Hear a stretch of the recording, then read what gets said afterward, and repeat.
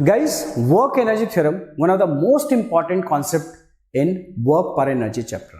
तो चलिए डिराइव करते हैं वर्क पर एनर्जी का एक्सप्रेशन। तो देखिए बच्चों, मान लीजिए कि एक ऑब्जेक्ट है जिसका मास m है और उस पे जो नेट फोर्स लग रहा है, नेट फोर्स जो लग रहा है वो कांस्टेंट है, ठीक है, कांस्टेंट नेट फोर्स लग रहा है और फोर्स में कोई कंडीशन नहीं है। यहां पे जो फोर्स है ये कंजर्वेटिव भी हो सकता है और नॉन कंजर्वेटिव भी हो सकता है, ठीक है।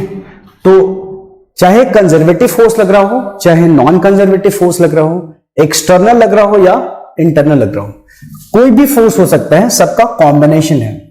अगर वो कांस्टेंट है तो इससे क्या होगा, इससे जो हमारा एक्सेलेरेशन होगा वो भी कांस्टेंट होगा, इसमें कांस्टेंट एक्सेलेरेशन प्रोड्यूस होगा। इस वजह से अगर फोर्स कांस्टेंट है तो एक्सेलेरेशन भी कांस्टेंट होगा। अगर एक्सेलेरेशन कांस्टेंट होगा तो we can apply final velocity का स्क्वायर माइनस इनिशियल वेलोसिटी का square equal to 2as, right. ये फॉर्मूला हम लोग यूज कर सकते हैं, ठीक है।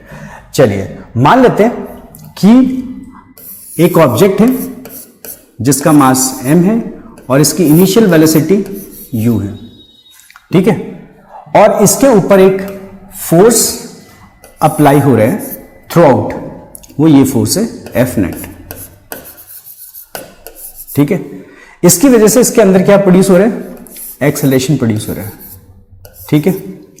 अब ये पार्टिकल मान लीजिए यहां से x इक्वल टू 0 से मूव करता हुआ x इक्वल टू s पे पहुंच गया, ठीक है।